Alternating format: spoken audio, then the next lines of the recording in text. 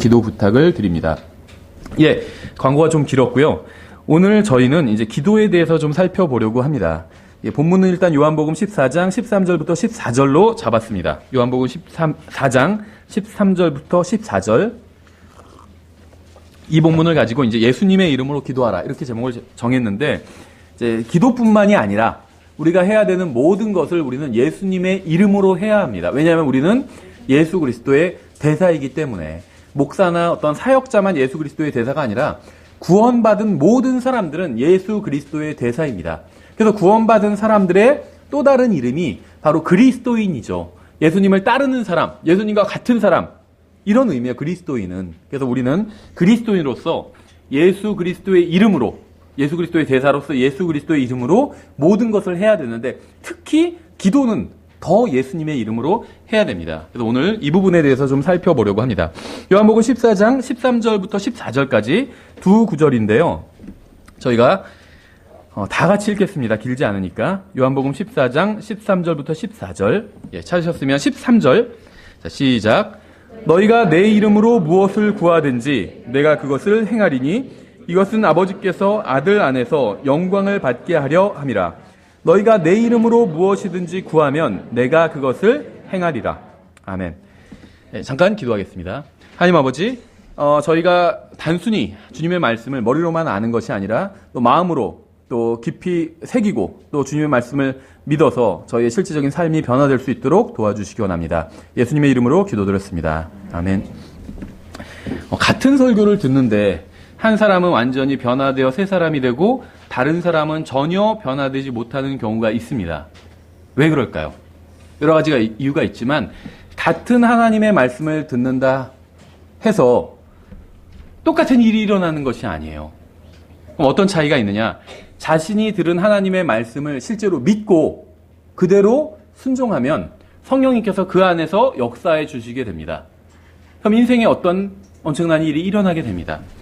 근데 같은 말씀을 들었어도 그 말씀을 실제로 믿고 그 말씀에 순종하지 않는다면 성령님께서 역사하시지 않게 된다는 거예요. 그러니까 여러분이 정말 아무리 좋은 설교를 듣는다 할지라도 그 선포되는 말씀을 믿음으로 받아들이지 않는다면 여러분의 인생엔 아무런 변화가 오지 않는다는 겁니다. 사람이 하나님의 말씀을 듣고도 전혀 변하지 않는 근본적인 이유는 그 말씀에 귀 기울여 듣지 않기 때문이에요. 이사야서 50장 10절에서 이렇게 말씀하고 있어요. 너희 가운데 누가 주를 두려워하고 그분의 종의 목소리에 순종하며 빛이 없이 어둠 속에 다니느냐? 그는 주의 이름을 신뢰하고 자기 하나님을 의지할지니라. 이 구약 성경에 나온 구절들은 제가 여러 번 말씀드리지만 신약 성경에 나온 구절보다 약간 좀 이상한 경우가 많이 있습니다. 그래서 좀 더 곱씹어 생각해 봐야 되고 문맥을 또 살펴봐야 이제 이해되는 구절들이 있는데, 여기서도 너희 가운데 누가 주를 두려워하고, 그러니까 주님을 두려워해요. 그렇죠? 그분의 종의 목소리에, 그러니까 이제 구약 시대엔 대언자를 통해서 주님께서 말씀하셨죠. 그러니까 그분의 종의 목소리에 순종한다는 건 이제 하나님의 말씀에 순종한다는 거죠. 하나님의 말씀에 순종하며 빛이 없이 어둠 속에 다니느냐. 그러니까 주님의 말씀에 주님을 두려워하는데 빛이 없이 어둠 속에 다니는 사람이 있을 수 있다는 겁니다. 근데 왜 그러냐면 주님의 이름을 신뢰하고 하나님을 의지하지 않기 때문이에요. 그러니까 주님을 두려워하는 마음으로 주님의 말씀을 듣기는 하지만 여전히 어둠 속을 걷는 사람들이 있다는 겁니다. 그러니까 구원받은 사람들 중에, 하나님의 백성 중에 그런 사람들이 있다는 거예요. 생각해 보세요. 여기 있는 사람들 중에 기본적으로 다 주님을 두려워하죠. 하나님을 믿는 사람들은 기본적으로는 두려워합니다. 일단 기본적으로는. 하나님 두려우신 분이고 온 세상의 창조자이시고 또 온 세상의 심판자이시다. 이걸 다 알고 있어요. 믿고 있고. 우리는 예수님을 믿는 사람들은 그리스도의 심판석에서 우리의 구원받고 난 이후의 삶에 대해서 우리가 회개 보고를 해야 된다. 이런 사실도 믿고 있습니다. 그렇죠. 나는 아마 심판받지 않을 거야. 이렇게 생각하는 사람은 없을 거예요. 성경을 아는 사람 중엔. 다 우리는 심판받게 될 것이다. 다만 그리스도의 심판석은 지옥에 가는 그런 심판은 아니죠. 어쨌든 간에 하나님께 내 삶에 대해서, 구원받고 난 이후의 삶에 대해서 회개 보고를 해야 돼요. 어떻게 시간을 사용했고 돈을 사용했고 힘을 사용했고, 그렇죠. 나에게 주신 은사를 사용했는지, 무엇을 위해서 사용했는지 회개 보고를 해야 됩니다. 또 주님을 두려워하는 마음을 가지고 있어요. 또 주님의 말씀을 듣기도 합니다. 교회 나와서 설교도 듣고 가끔 성경도 읽잖아요. 그렇죠. 가끔이긴 하지만. 어쨌든 간에. 설교도 듣고, 그렇죠. 듣기도 해요. 근데 문제는 인생의 길이 캄캄해 보인다는 거예요. 앞이 안 보여요. 앞이 안 보여요. 구원도 받았고, 하나님도 알고 있고, 그리고 하나님 말씀도 들어요. 교회도 나와요. 그런데 어둠 속을 걷고 있다는 거예요. 어둠 속을. 캄캄해요. 왜 그러냐 하면 주님을 두려워하긴 하지만 믿지 않기 때문이에요. 그렇죠. 그러니까 내 앞에 빛이 비춰주려면 내가 하나님의 말씀을 믿어야 한다는 것입니다. 만약 여러분이 주님을 신뢰한다면 여러분은 하나님의 말씀을 그냥 듣는 것이 아니라 그 말씀을 여러분의 삶에 적용할 것입니다. 머리로만 아는 것은 의미가 없어요. 물론 머리로 아는 것도 중요합니다. 먼저 하나님의 말씀이 무엇인지 알아야 돼요. 나를 향한 하나님의 뜻이 무엇인지 알아야 됩니다. 근데 거기서 끝나면 안 돼요. 그 다음엔 그 말씀을 실제로 내 삶에 적용해야 됩니다. 내 삶에 적용한다는 건 그 말씀대로 산다는 거예요. 그 말씀대로 산다는 건 무슨 의미냐면 내 생각과 기록된 하나님의 말씀이 다를 때 내 생각을 접어버리고 하나님의 말씀대로 한다는 겁니다. 이게 이제 자기의 삶에 적용하는 거예요. 그렇죠. 근데 우리 그렇게 하지 않는 사람들이, 구원받은 사람들 중에서도 그렇게 하지 않는 사람들이 많이 있어요. 평소에 하나님을 잘 믿는 것 같은데 자기 생각과 하나님의 말씀이 다를 때가 있잖아요. 그럴 때는 하나님의 말씀을 접어버리고 자기 생각대로 한다는 거죠. 그래서 어둠 가운데 있는 거예요. 구원을 받았음에도 불구하고 하나님을 알고 하나님을 두려워함에도 불구하고 어둠 가운데 있다는 겁니다. 만약 여러분이 주님을 신뢰하지 않는다면 여러분은 하나님의 말씀을 여러분의 삶에 적용하지 않고 핑계를 대든지 변명할 거예요. 이럴 수밖에 없었다. 뭐 바쁘니까 어쩌니까 이런 얘기를 한다는 거죠. 뭐 먹고 살기 위해서 이런 변명을 하게 된다는 겁니다. 그러면 여러분은 하나님을 두려워하면서 교회에 빠짐없이 나오지만 여전히 어둠 속을 걷게 될 것입니다. 하나님의 말씀을 내가 실제로 믿지 않는다면 교회도 열심히 나오고 헌금도 하고 할 거 다 해도 어둠 속에 걷게 된다는 거예요. 그러니까 내 인생의 앞길이 보이지 않는다는 거예요. 눈앞이 캄캄하고. 우리에게 필요한 것은 단순히 교회에 와서 성경 공부에 참여하는 게 아니에요. 교회에 와서 설교만 들으면 되는 게 아니라는 겁니다. 그것도 해야 돼요. 저는 그게 나쁘다는 이야기를 하는 게 아닙니다. 교회에 와서 설교 들어야 돼요. 예배를 드리고 형제자매들과 교제를 나눠야 됩니다. 근데 단순히 그것만 하면 되는 게 아니라는 거예요. 우리는 성경, 하나님의 말씀을 믿어야 됩니다. 실제로 믿어야 돼요.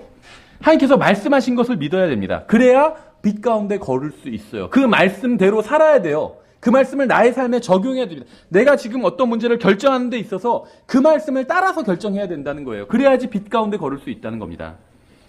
우리는 열심히 기도하지만 응답받지 못하는 경우가 굉장히 많이 있죠.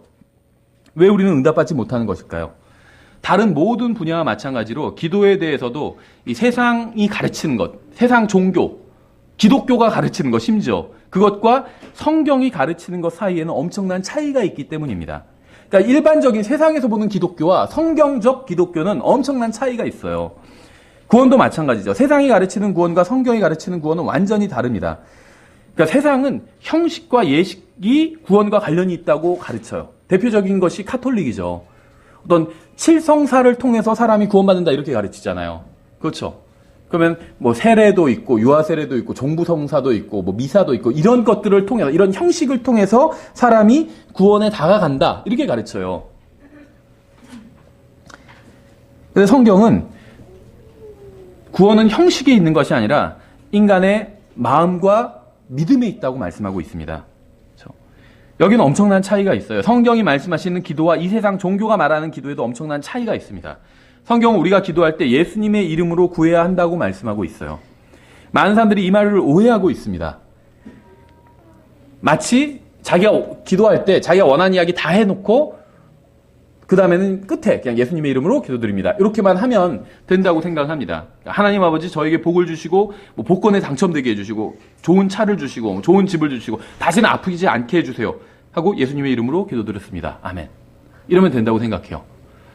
아니면 하나님 아버지, 아니면 보다 좀 수준 높은 사람은 이 땅에 평화가 임하게 해주십시오. 예수님의 이름으로 기도드렸습니다. 이렇게 기도해요.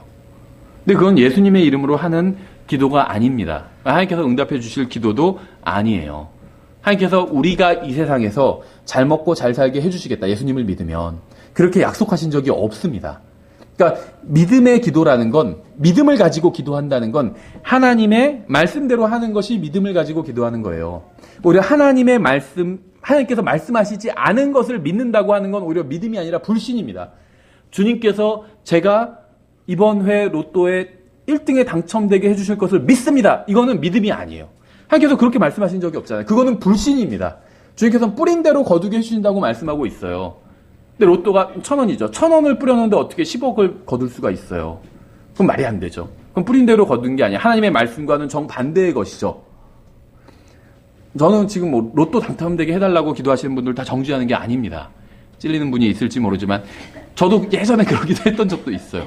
그런데 그건 하나님의 말씀에 약속된 게 아니라는 거예요. 하나님께서 자신의 말씀을 통해서 약속하시지 않은 것을 구하던 기도는 아무리 자기가 그걸 강하게 믿는다 할지라도 믿음의 기도가 아니라 불신의 기도예요. 하나님께서 말씀하시지 않는 걸 믿는 건 불신입니다. 그렇죠? 예를 들면 뭐 부처를 열심히 믿으면 잘 될 줄로 믿습니다. 이거는 하나님께서 그렇게 말씀하신 적이 없잖아요. 불신의 기도죠.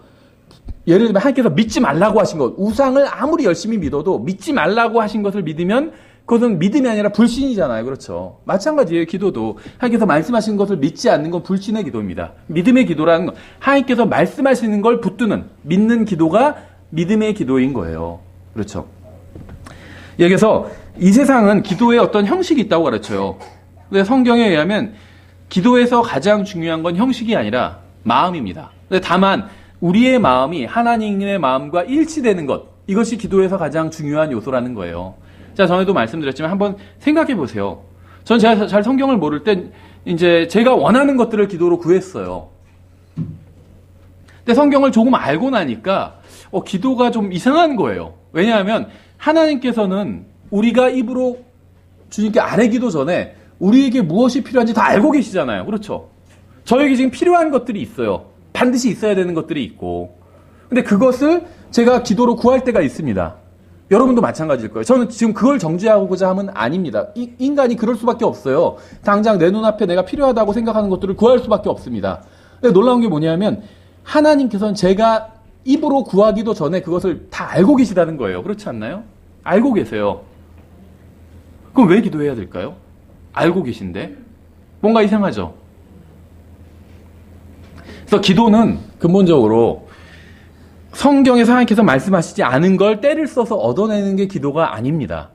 또 기도를 통해서 하나님의 마음을 바꾸는 것도 아니에요. 어떤 의미에서는 이 신약 성경에 나온 구원받은 그리스도인들의 기도는 하나님의 자녀가 되어서 하늘을 소망하면서 예수 그리스도의 재림을 소망하면서 사는 구원받은 그리스도인들의 기도는 하나님의 마음을 기본적으로 바꾸는 것이 기도가 아니라는 거예요. 오히려 반대입니다.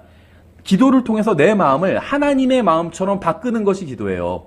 무슨 말이냐면 하나님께서 우리가 구하기 전에 우리에게 필요한 모든 것을 다 알고 계시죠. 그런데도 왜 기도해야 될까요?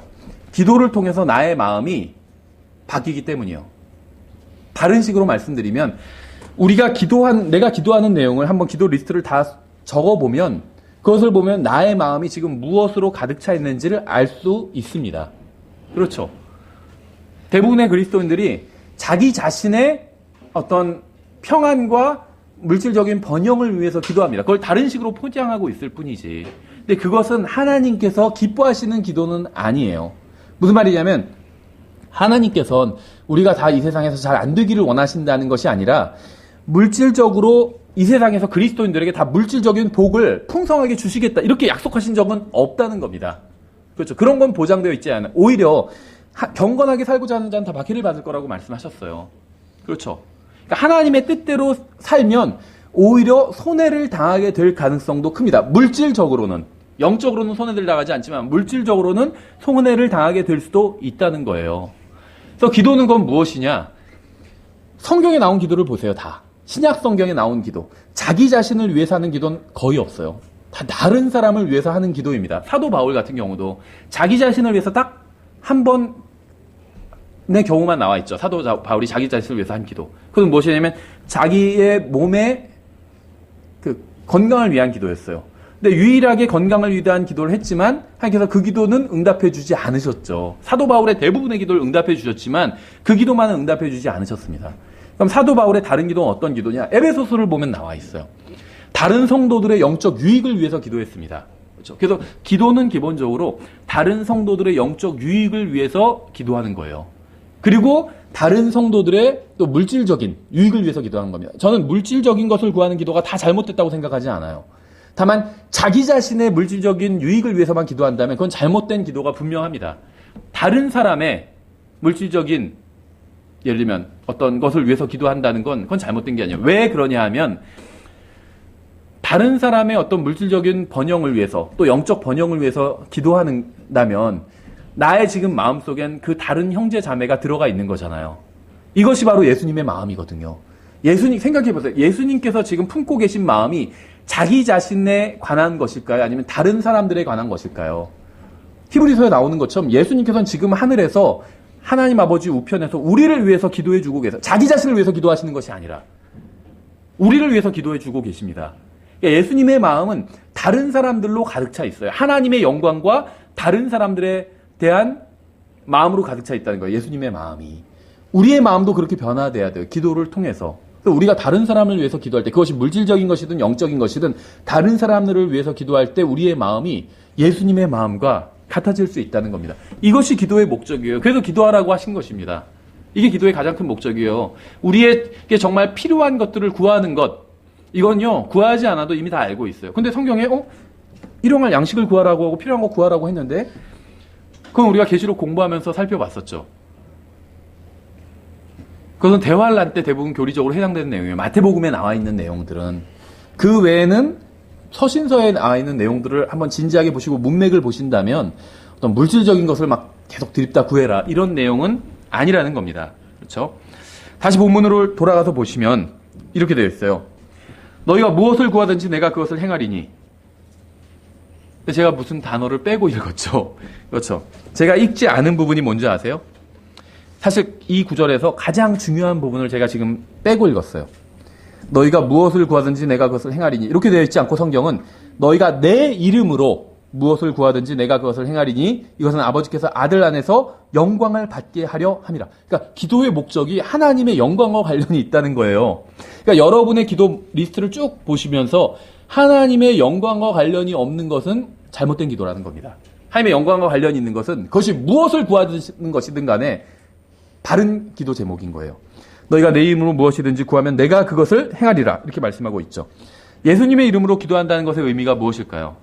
주님께서는 너희가 내 이름으로 무엇이든지 구하면 내가 그것을 행하리라. 이렇게 말씀하셨어요. 제가 별로 어렵지 않은 몇 가지 간단한 질문을 드리겠습니다. 답하기 전에 대단한 성경 지식이, 답하기 위해서 대단한 성경 지식이 필요한 것도 아닙니다. 잘 들어보시고 한번 생각을 해보세요. 예수님께서 죄를 지을 때도 있으실까요? 당연히 없겠죠. 답은 간단해요. 그렇죠? 예수님은 죄를 지으신 적이 없어요. 그렇죠? 과거에도 없고 지금도 없고 앞으로도 없을 겁니다. 비슷한 질문 한 번 더 드릴게요. 예수님께서 하나님의 말씀을 어기실 때도 있을까요? 예수님께서는 결코 하나님의 말씀을 어기지 않으실 겁니다. 왜냐하면 예수님의 마음은 아버지의 마음과 완전히 일치해 있기 때문에. 그렇죠? 예수님의 이름으로 기도한다는 것이 백지수표를 받는 것과 같다고 가르치는 사람들이 있습니다. 사실 전혀 그렇지 않아요. 성경은 어디서도 그렇게 말씀하신 적이 없습니다. 어떤 것을 구해도, 백지수표라는 건 어떤 것을 구해도 기도 끝에 예수님의 이름으로 기도드렸습니다. 이렇게 말만 붙이면 응답받게 된다고 생각하는 거예요. 절대 그렇지 않아요.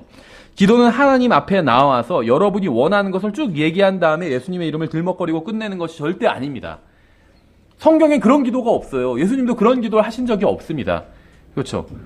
요한복음 14장 13절을 인용하기만 하면 어떤 것을 구하는 기도든 주님께서 응답해 주셔야 될 의무가 있는 게 아니라는 거예요.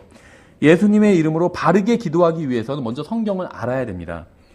욥은 마귀와 영적 전쟁을 치렀어요. 이 세상에서는 마귀가 완전히 승리한 것처럼 보였습니다. 욥이 패배한 것처럼 보였고 가지고 있는 거의 대부분의 것을 잃었죠. 욥은 건강과 재산과 가족 등 목숨을 제외한 모든 것을 잃었습니다.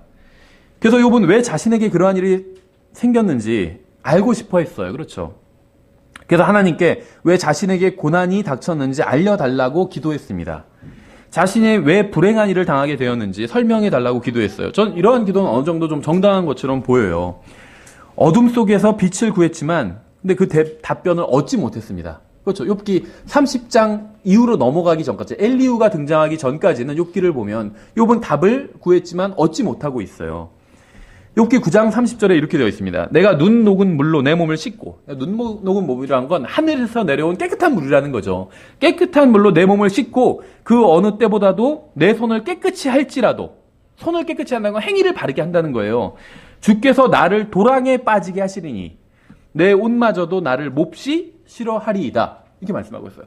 내가 아무리 깨끗하게 내가 씻고 깨끗한 물로 씻고 행위를 바르게 한다 할지라도 하나님께서 나를 도랑에 빠지게 하시면, 나를 그러니까 더럽게 하시면 하나님께서, 그러면 내가 아무리 좋은 옷을 입어도 그 옷에 맞지 않게 된다는 거예요. 욥은 오늘날 대부분의 기독교인들이 이해하지 못하고 있었던 종교와 자기의의 핵심이 무엇인지 알고 있었습니다. self-righteousness, 자기의. 믿음의 반대는 이 self-righteousness예요. 자기의예요. 그러니까 사람들이 자기의 때문에 예수님을 믿지 못하는 것이고, 구원받은 사람들도 자기의 때문에 예수님을 신뢰하면서 살아가지 못하는 거예요.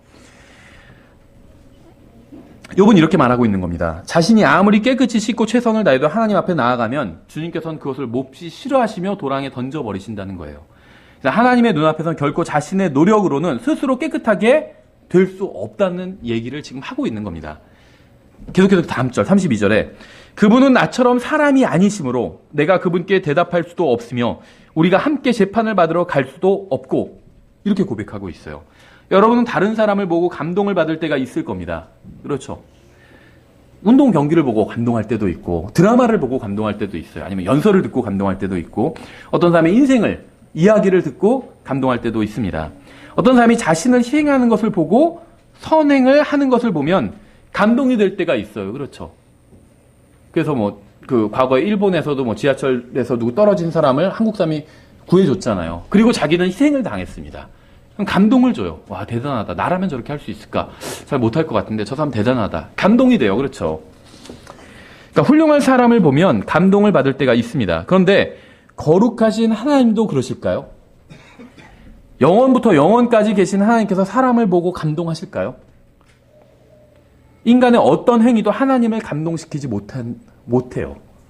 이게 하나님의 관점에서 보면, 그러니까 하나님은 사람이 아니시기 때문에 사람의 행위를 보고 감동하지 않으신다는 거예요. 사람이 아무리 어떤 대단한 일을 한다 할지라도 하나님의 마음이 움직이지 않는다는 거예요.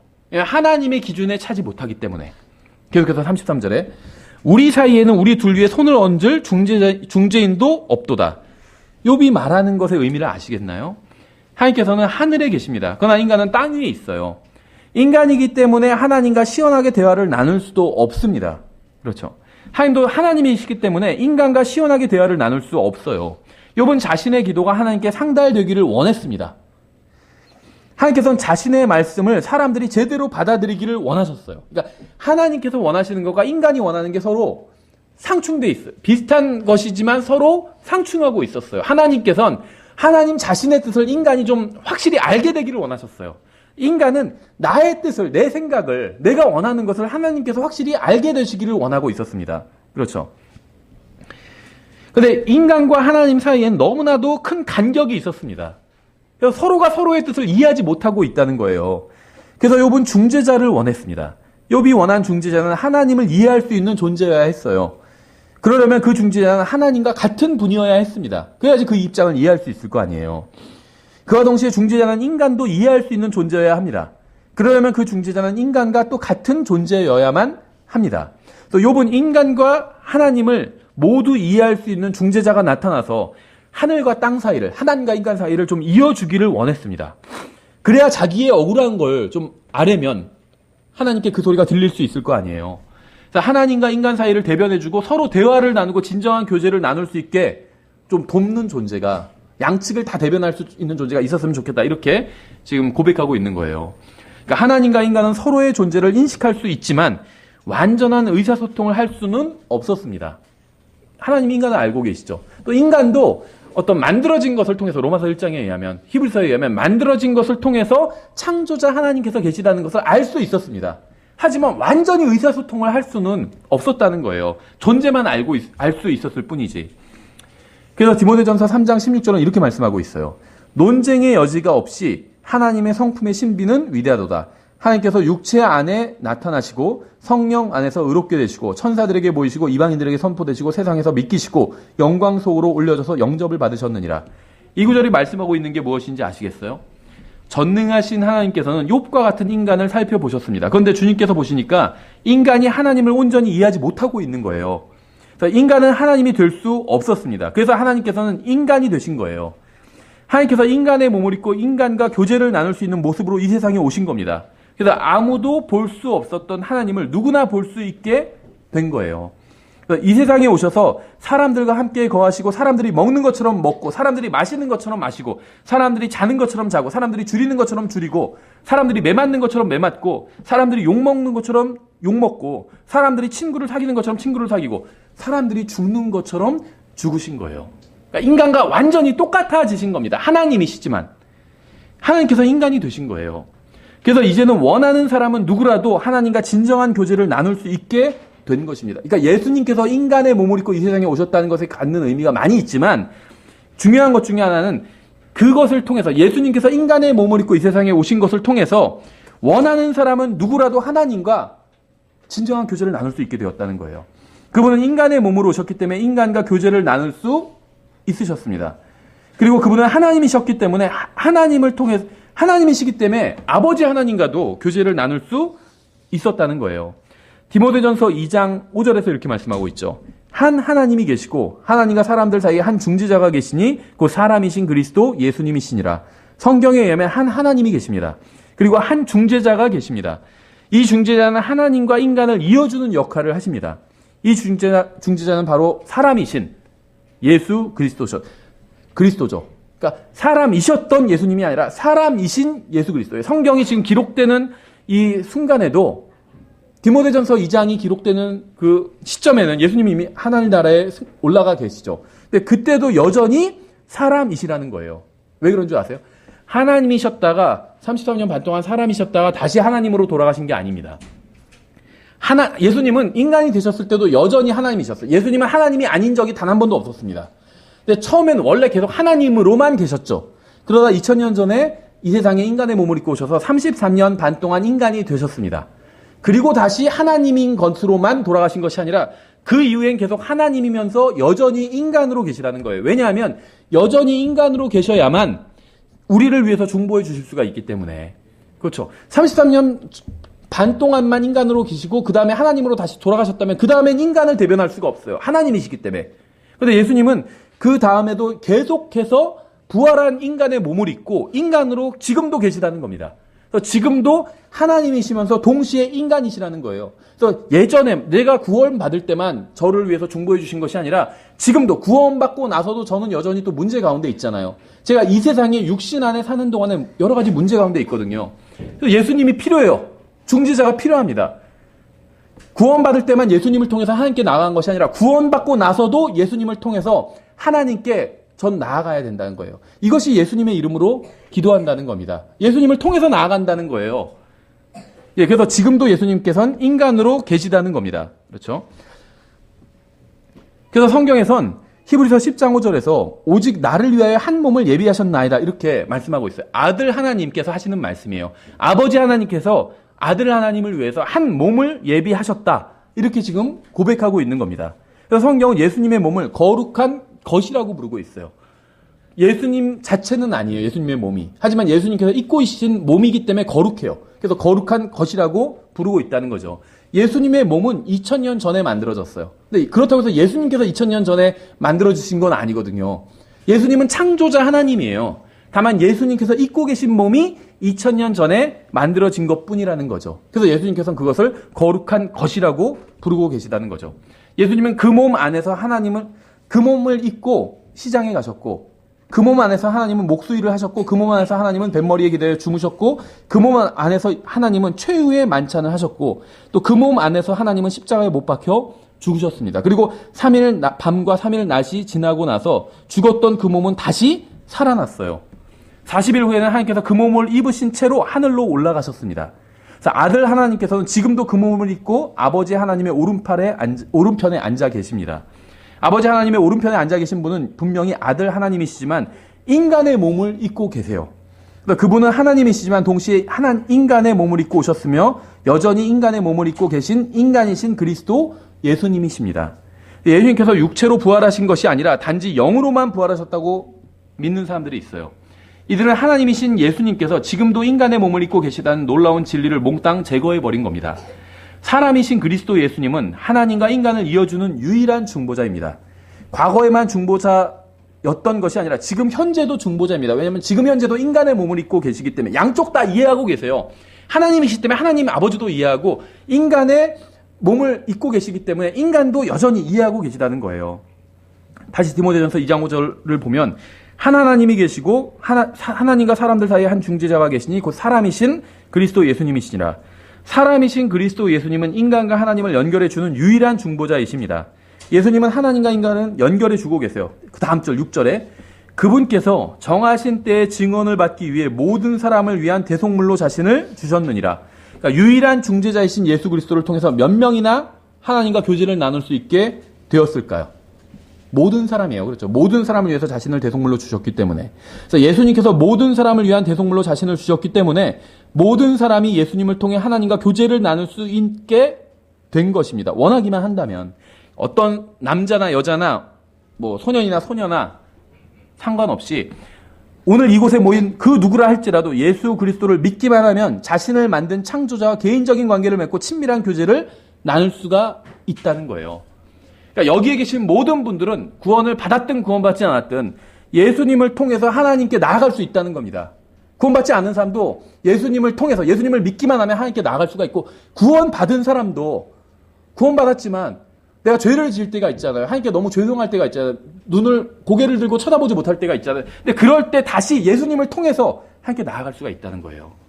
예수님께서 하늘로 올라가신 지 거의 2000년이 되었습니다. 예수님께서는 하늘에서 무엇을 하고 계실까요? 우리를 위해서 저택을 준비하셨죠. 또 믿는 자들에게 상급을 주기 위해서 모든 것을 아마 보고 계실 거예요. 그런데 부활하시고 승천하셔서 영광 중에 계신 우리의 구원자께서 하시는 핵심적인 일은 따로 있습니다. 따로 있어요. 그러니까 예수님께서 살아계신 이유가 따로 있다는 거예요. 여러분은 왜 살고 계시나요? 여러분이 살아있는 이유가 있죠. 목적이 있고. 예수님께서도 살아계신 이유가 있다는 거예요. 하나님 아버지 옆에 계신 이유가 있다는 겁니다. 히브리서 7장 19절에 나와 있어요. 24절까지 좀 긴데 제가 그냥 쭉 읽어볼 테니까 들어보세요.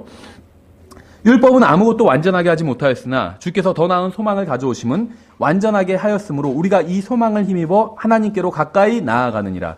또한 그분께서는 맹세 없이 제사장이 되시 아니하셨으니 그 제사장들은 맹세 없이 되었으나 이분은 자기에게 말씀하신 분을 힘입어 맹세로 되셨느니라.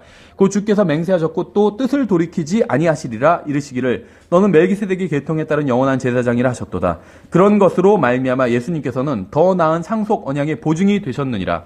그들이 참으로 다수의 제사장이었던 것은 죽음으로 인해 그들이 항상 잊지 못하였기 때문이로되 이 사람은 항상 계심으로 변할 수 없는 제사장 직분을 소유하느니라. 그러니까 율법의 체계 아래서는 제사장들이 있었습니다. 제사장들은 일시적으로 하나님과 인간을 연결해주는 일을 했어요. 그러니까 인간이 하나님께 제물을 가져오면 제사장은 그것을 받아서 제물을 가져온 사람을 대신해서 그 사람을 위해서 하나님께 제물을 드렸습니다. 그런데 대제사장은 1년에 한 번만 지성소에 들어가서 하나님을 만날 수 있었습니다. 대제사장을 제외한 이 세상의 모든 사람들은 하나님과 직접 대면하지 못하고 지성소 밖에서 기다려야 했습니다. 그러니까 종교적이고 독실하고 신실한 사람이라 할지라도 율법 체계 아래서는 하나님과 개인적으로 교제를 나눌 방법이 없었어요. 그렇죠. 왜 대제사장이 계속 바뀌었는지 아세요? 대제사장의 수명에는 한계가 있었기 때문에. 그래서 대제사장이 죽으면 다른 사람이 그 자리를 이어받아서 대제사장이 되었습니다. 또 그가 죽으면 또 다른 사람이 이어받았고. 그러니까 대제사장의 몸은 계속해서 땅 속에 있을 수밖에 없었어요. 성경은 지난 2000년 동안 신약교회에 대제사장이 있었지만 교회는 그러니까는 그 신약 시대의 대제사장은 바뀐 적이 없다고 말씀하고 있습니다. 단 한 분만 있다고 말씀하고 있어요. 왜냐하면 영원히 살아 계신 분이기 때문에. 그렇죠. 그래서 우리는 또 다른 대제사장이 우리에게 필요하지 않습니다. 그러니까 우리를 대신해서 하나님 앞에 나아가실 수 있는 분은 예수님밖에 없는데 그분은 영원히 죽지 않으시기 때문에 또 다른 대제사장으로 대체될 필요가 없었다는 거예요. 그런데 이제 중요한 건 다음 절, 25절을 읽기 위해서 읽은 건데 25절에 그러므로 그분께서 항상 살아 계셔서 예수님이죠. 그들을 위해 우리죠. 믿는 사람들을 중보하심을 보건대 그분은 또한 자기를 통하여 하나님께 나오는 자들을 끝까지 구원하실 수 있느니라. 예수님께서는 살아계십니다. 영원토록 살아계세요. 따라서 믿음으로 그분 앞에 나오는 사람을 위해서 중보해 주실 수 있습니다. 예수님께서는 지금 무엇을 위해서 살고 계실까요? 바로 우리를 위해서 중보하기 위해서 살고 계신 거예요. 그렇죠. 예수님께서 살아계신 이유가 우리를 위해서 중보하기 위해서 살아계시다는 거예요. 마치 부모가, 어머니가 자녀를 위해서 사는 것처럼, 그렇죠. 그것만이 삶의 목적은 아니겠지만 대부분의 삶을 자녀를 위해서 희생하면서 사시잖아요. 부모님들이. 마찬가지로 예수님께서 우리를 위해서 살아계시다는 거예요. 놀랍지 않아요? 창조자 하나님이, 창조물이 하나님을 위해서 살아야 되는데 우리는 하나님 위해서 살지 않아요. 그렇죠? 구원받았음에도 불구하고 하나님 위해서 살지 않아요. 모르겠어요. 우리의 인생 중 10분의 1이나 되는지 모르겠어요. 하나님을 위해서 사는 게. 거의 하나님 위해서 살지 않고 나 자신을 위해서 살아요. 하나님을 안다 그러고 예수님의 재림을 기다린다 그러고 구원받았다는 사람들이, 창조물은 하나님 위해서 살지 않는데 창조자는 인간을 위해서, 구원받은 우리를 위해서 지금도 살고 계시다는 거예요. 33년 반만 우리를 위해서 사셨던 것이 아니라 지금도 우리를 위해서 살아계시다는 거예요. 우리는 어려운 일을 당했을 때 다른 그리스도인들에게 기도 요청을 합니다. 기도 요청을 받은 사람이 요청한 사람을 위해서 기도할 때도 있지만 기도하지 않을 때도 있어요. 그렇죠. 그렇죠. 우리가 오늘 오전에 찬송했잖아요. 내 기도하는 이 시간, 그때가 가장 즐겁다. 근데 진짜 그러신가요? 찬양할 때마다 찔릴 때가 있어요. 그때가 가장, 만약에 우리 믿음대로, 우리의 실제 삶대로 찬양 안 되면 괴롭다 이래야 될 때 수도 있을 것 같아요. 근데 그러면 찬양이 안 되니까 그냥 즐겁다. 그러니까 우리가 하나님 앞에서, 저는 찬양을 할 때도, 심지어 우리가 죄를 지을 때만 하나님 앞에서 더러운 것이 아니라 찬양을 할 때도 더러울 때가 있다고 생각이 돼요. 그래서 마음속으로는 용서해 주십시오 하면서 그냥 혼자 즐겁다 다 그렇게 하는데 혼자 괴롭다 이렇게 찬양할 수는 없으니까 즐겁다 하면서 하나님 용서해 주십시오. 또 거짓말을 해. 내가 찬양을 하면서도 거짓말을 하고 있습니다. 이렇게 할 때밖에 없을 것 같아요. 그렇지 않나요? 저만 그런가요? 기도할 때가 별로 즐겁지가 않아요. 그래서 기도 요청을 받았는데 까맣게 잃어버리고 있을 때도 있어요. 저도. 사역자니까 사람들이 기도 요청을 많이 하거든요. 그게 나쁜 건 아니죠. 사실 기도는 본인이 하면 됩니다. 그런데 기도 요청을 할 수 있어요. 그게 잘못된 거 아니에요. 서로 요청을 또 해야 되고 좋은 겁니다. 그런데 문제는 그걸 까맣게 잊어버리고 있을 때가 있다는 거예요. 그러다 나중에 생각날 때도 있고. 가능하면 적어놓습니다. 중요한 기도 요청은. 제가 저를 위해서 기도해달라고 부탁한 모든 사람이 잊어버려도, 그러니까 저도 다른 사람한테 기도 요청을 할 때가 있죠. 그러니까 저도 다른 사람의 기도 요청을 잊어버릴 때가 있고, 다른 사람도 저의 기도 요청을 잊어버릴 때도 있습니다. 그런데 단 한 분 잊지 않으시는 분이 있어요. 예수님이에요, 예수님. 저를 위해 아무도 기도해 주지 않아도 예수님께서는 기도해 주고 계십니다. 저 자신도 저를 위해서 기도하지 않을 때도 있죠. 저의 육신만을 위해서 기도할 때가 있어요. 그렇죠. 저의 혼과 영을 위해서 기도하지 않고, 영혼을 위해서 기도하지 않고 육신만을 위해서 기도할 때가 있어요. 근데 그 순간에도 예수님께서는 저에게 가장 유익한 것을 위해서 기도해 주고 계시다는 거예요. 만일 여러분이 구원받고 거듭난 하나님의 자녀라면 여러분을 위해서 아무도 기도하지 않아도 예수님께서 여러분을 위해서 기도해 주고 계십니다. 여러분 주위에 있는 사람들이 모두 바빠서 여러분을 위해서 기도해 주지 못할 때에도 예수님께서는 여러분을 위해서 기도해 주고 계시다는 거예요. 사람이 예수 그리스도를 자신의 구원자로 믿고 받아들일 때 성령님께서는 그 사람 안에 들어와 거하십니다. 자동으로 이루어지는 일이에요. 구원받은 사람은 하늘에 계신 하나님을 아버지로 모시게 됩니다. 그리고 아버지 하나님 오른편에 계신 아들 하나님이신 예수 그리스도께서 그 사람을 위해서 중보해 주고 계십니다. 또한 성령님께서 그 사람 안에 들어와 계시면서 그 사람을 위해서 또 중보해 주고 계세요. 그러니까 우리를 위해서 중보해 주시고 계신 분이 예수님과 성령님이죠. 제가 왜 한 분이라고 했냐면 예수님의 영이 바로 성령님이기 때문에 그렇죠. 로마서 8장 26절에 이렇게 되어 있어요. 이와 같이 성령께서도 우리의 연약함을 도우시나니 우리가 마땅히 기도할 바를 알지 못하나 성령께서 말로 할 수 없는 신음으로 친히 우리를 위해 중보하시느니라. 그러니까 기도에 있어서 가장 중요한 건 말보다 마음이라는 겁니다. 그렇죠. 말이 좀 서툴러도 마음이 진실하면 그건 제대로 된 기도예요. 말이 아무리 유창해도 마음이 없다면 그거는 아무런 의미가 없는 기도고 오히려 악한 기도입니다.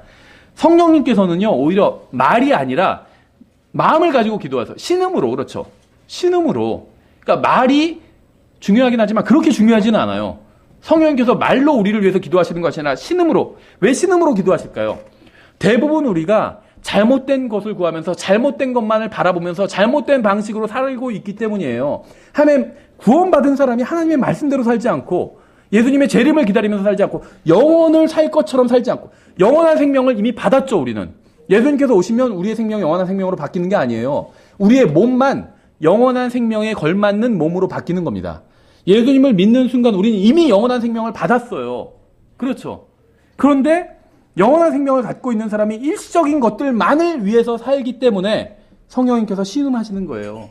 신음하시는 거예요. 신음하면서 우리가 그럴 때가 있잖아요. 자녀가 예를 들면 열심히 공부하고 미래를 대비해야 되는데 부모는 다 그걸 원하죠. 자녀가 부모가 영원히 함께 있는 게 아니니까 언젠가 10년, 20년 뒤에는 자녀를 떠나보내야 될 때가 있잖아요. 그때에도 자녀가 좀 자기 사람 구실하면서 살았으면 좋겠다. 이게 모든 부모들이 바라는 거잖아요. 근데 미래를 준비하진 않고 쓸데없는 것만 하고 있어요. 그러면 한숨이 나오는 거죠. 성령님께서도 그러시다는 거예요. 우리가 영혼을 대비하지 않고 10년, 20년, 30년, 40년 계획만 세우면서 살아가고 있는 거예요. 그러니까 성령님께서 신음으로 우리를 위해서 기도해 주고 계시다는 겁니다. 우리 중에는 암에 걸린 사람이 있어요. 우리는 그 사람을 낫게 해달라고 하나님께 기도합니다. 우리가 왜 그 사람을 위해 기도하죠? 그 사람은 우리의 친구이고 형제, 자매이기 때문에 그가 고통받는 것을 보고 싶지 않기 때문에 그를 위해서 기도하죠. 만약 제가 암에 걸렸다면 저도 낫기를 원할 겁니다. 그렇기 때문에 저도 다른 사람이 암에 걸렸을 때 그 사람이 낫게 해달라고 이렇게 기도를 하는 거죠. 그러나 저는 내일 일을 알지 못합니다. 다음 주에 어떤 일이 일어날지도 몰라요. 하나님의 목적이 무엇인지도 잘 모릅니다. 그래서 저는 무엇을 위해서 어떻게 기도해야 되는지 몰라요. 오직 하나님만이 모든 상황을 정확하게 알고 계십니다. 그렇죠. 우리는 무엇을 위해 기도해야 되는지 모르지만 성령님께서는 알고 계십니다. 성령님께서는 하나님이시기 때문에 아버지 하나님께서 원하시는 것이 무엇인지 정확히 알고 계시다는 거예요.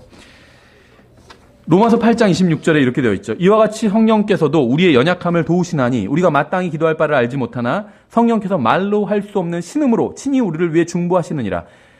마음을 살피시는 분께서 성령의 생각이 무엇인지 아시나니 이는 그분께서 하나님의 뜻대로 성도들을 위해 중보하시기 때문이니라. 아버지 하나님의 오른편에는 저를 위한 중보자가 계십니다. 예수 그리스도. 또 제 안에 거하시는 성령님께서도 저를 도와서 기도해 주고 계십니다. 제가 개인 기도를 하면서 여러분을 위해 기도하고 있다고 생각해 보겠습니다. 제가 기도할 때 성령님께서는 저의 마음을 살피셔서 저의 동기가 무엇인지 보시고 하나님의 뜻에 맞는 마음과 동기로 기도할 수 있도록 인도해 주십니다. 제가 하나님의 뜻에 맞는 기도를 하면 성령님께서는 저를 도와서 그 기도를 하나님께로 전해드립니다. 그래서 제가 하나님의 뜻과 상관없는 기도를 하면 성령님께서는 그 기도를 하나님께 전달해 드리지 않으실 거예요. 제가 하나님의 뜻에 맞는 것을 구하는 기도를 하면 성령님께서는 그 기도를 아들 하나님께로 가져가게 되신다는 거예요. 중요한 일을 결정할 때 국회에서 회의가 열리죠, 먼저. 그러니까 국가의 중요한 일을 결정할 때 어떤 안건이 헌법에 위배되면 그 안건은 폐기가 됩니다. 그러니까 우리나라는 헌법이 지배하는 국가예요. 그렇죠. 물론 헌법은 이제 국민으로부터 나오고 그 국민으로부터 나온 헌법이 이제 우리나라를 지배하고 있죠. 이게 이제 법치주의예요. 그렇죠. 그래서 법치주의는 이제 헌법이 모든 것을 지배해야 된다는 거예요. 근데 특히 누가 헌법을 잘 따라야 되냐? 국가의 지도자들이. 그러니까 법치주의라는 거는 국민이 헌법을 잘 따라야 된다. 이게 아니라 국가의 지도자들이 헌법을 잘 따라야 된다. 법대로 해야 된다. 이게 이제 법치주의거든요. 그래서 그대로 하지 않으면 이제 국회에서 제동을 거는 거죠. 그런데 이제 헌법과 일치하지 않는 안건은 이 국회에서 제동을 걸게 됩니다. 여러분은 왜 수많은 기도가 응답받지 못하는지 아세요? 기도가 아예 하나님께 전달되지도 못하기 때문이에요. 그러니까 우리의 기도가 하나님께까지 올라가야 되는데 우리가 올릴 수가 없죠. 기도를 어떻게 올려요? 이메일이라면 뭐 보내기를 하겠는데 하나님 이메일 주소 아는 사람 아무도 없잖아요. 보낼 수가 없어요. 어떻게 올려요? 우리의 기도를. 하나님께서 계신 곳을 셋째 하늘이라고 우리가 알지만 거기까지 배달해주는 택배가 없잖아요. 그러니까 우리의 기도를 하나님께 올릴 방법이 없어요. 우리는. 그럼 누가 올리느냐? 성령님께서 올려주시는 거예요.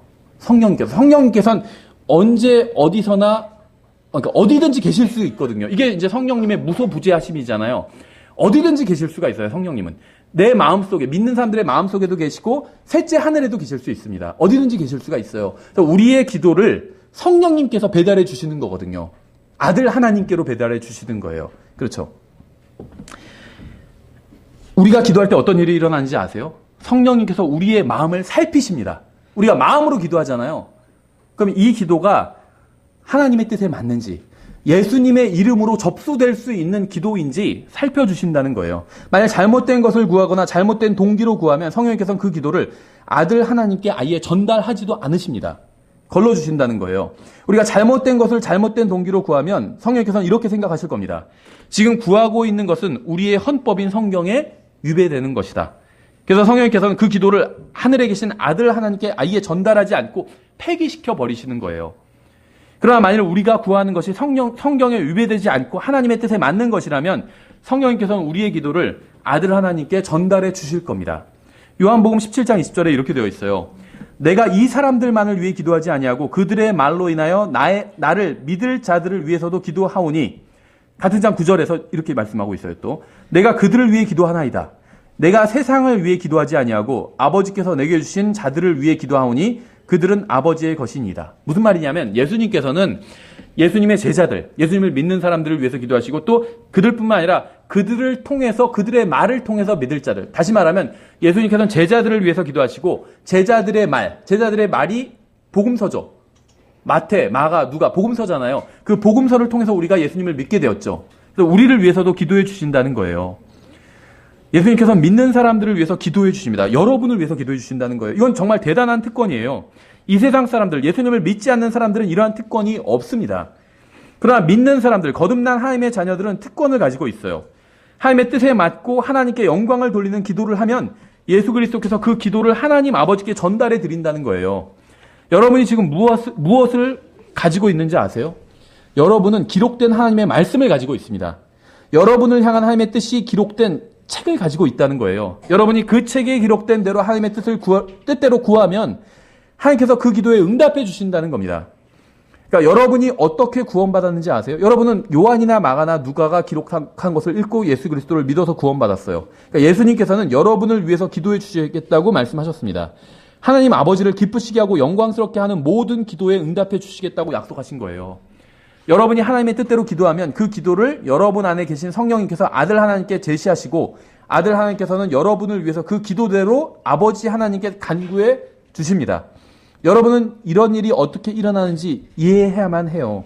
다시 이제 본문으로 요한복음 14장 13절로 돌아가면 너희가 내 이름으로 무엇을 구하든지 내가 그것을 행하리니 이것은 아버지께서 아들 안에서 영광을 받게 하려 함이라. 만일 여러분이 구하는 것이 무엇이든 간에 예수님께서 아버지 하나님께 제시할 수 없는 것이라면 예수 그리스도께서는 성령님께로부터 그것을 아예 받지 않으실 겁니다. 그러나 여러분이 구하는 것이 예수님께서 아버지 하나님께 제시할 수 있는 것이라면 여러분의 마음속에 있는 그 간구를 성령님께서 취하셔서 여러분의 중재자이신 아들 하나님께 보내주실 거예요. 예수님께서는 그 기도 목록을 가지고 아버지 하나님께 말씀하실 것이고 아버지 하나님께서는 예수님의 이름으로 올라온 예수님의 기도에 응답해 주실 것입니다. 그러니까 예수님의 이름으로 기도한다는 건 예수님께서 접수할 수 있는 그런 기도를 해야 된다는 거예요. 우리 기도 내용이. 그것은 하나님의 말씀에 기록된 것들이겠죠. 성경은 모든 좋은 선물과 모든 완전한 선물은 위에서 오며 빛들의 아버지로부터 내려오거니와 그분께는 변함도 없고 회전하는 그림자도 없느니라, 이렇게 말씀하고 있어요. 우리가 하나님의 뜻대로 기도할 때 성령님께서는 우리 마음속에서 우리의 기도를 취하셔서 아들 하나님께로 가져가실 것이고 아들 하나님께서는 자신의 이름으로 그 기도를 아버지 하나님께 접수하신다는 거예요. 그러면 우리의 기도가 성령님을 통해 아버지 하나님께 올라갔듯이 하나님의 선물이 성령님을 통해서 우리에게 다시 내려온다는 겁니다. 이게 기도의 응답인 거예요. 예수님의 이름으로 기도하는 것은 우리가 갖기 원하는 쇼핑 목록을 예수님의 이름으로 청구한다는 것이 절대 아닙니다. 우리의 마음이 우리의 구원자의 마음과 일치하게 되고 우리의 뜻과 우리의 구원자의 뜻이 일치하게 되면 우리는 우리의 기도가 응답되리라는 확신을 가질 수가 있습니다. 이제 우리가 할 일은 명백합니다. 아들 하나님께서 아버지 하나님께 간구할 수 있는 기도가 무엇인지 아는 거예요. 그리고 아들 하나님께서 원하시는 것을 우리가 그분의 이름으로 간구하는 겁니다. 그러면 우리는 기도에 응답받을 뿐 아니라 우리의 마음과 인생도 변하게 되는 겁니다. 그리스도인의 기도는 하나님의 마음을 바꾸는 것이 아니라 나의 마음을 주님의 마음에 맞추는 거예요. 그래서 성경을 읽으면서 우리가 기도를 해야 되는 거예요. 하나님의 뜻이 무엇인지 찾고 그것을 구하는 거예요. 우리는 예수님의 이름으로 기도할 뿐 아니라 말을 하고 행동을 하고 살아야 됩니다. 예수님의 이름으로 우리는 모든 것을 해야 돼요. 만약에 우리가 하는 것 중에, 내가 지금 하고 있는 것 중에 예수님의 이름으로 할 수 없는 것이 있다면 그것은 큰 문제가 있는 겁니다. 내가 하는 말 중에, 생각해 보세요. 여러분이 한 말 중에 예수님의 이름으로 할 수 없는 말이라면 그건 큰 문제가 있다는 거예요. 여러분이 행한 일 중에 예수님의 이름으로 할 수 없었던 것이 있다면 그건 잘못된 일이라는 겁니다. 그렇죠? 그래서 우리는 예수님의 이름으로 말하고 기도하고 행동하고 살아야 합니다. 그분만이 하나님께 인정받는 영원히 또 후회하지 않는 유일한 길이기 때문에. 그렇죠? 그래서 여러분이 예수님의 이름으로 기도하고 예수님의 이름으로 말하고 예수님으로 이름으로 행동하고 산다면 하늘에 올라가서도 그리스도의 심판석에서도 천년이 지나고 나서도 영원히 후회하지 않는 그런 인생을 살 수 있다는 겁니다. 예, 그래서 오늘 여기까지 살펴보고 자, 기도하고 찬양하고 마치겠습니다. 기도하겠습니다. 하나님 아버지, 저희가 구원받고 나서도 저희 자신만을 위해서 살았던 적이 너무나도 많습니다. 저희가 가진 시간과 또 재물과 인생을 저희 자신만을 위해서 쓴 적이 너무나도 많이 있습니다. 주님, 저희를 도와주시기 원합니다. 저희가 정말 영원히 가치 있는 것을 위해서 살 수 있도록 도와주시기 원합니다. 저희가 예수님의 이름으로 말하고 행동하고 기도하고 살 수 있도록 저희를 인도해 주시기 원합니다. 감사드리며 예수님의 이름으로 기도드렸습니다. 아멘.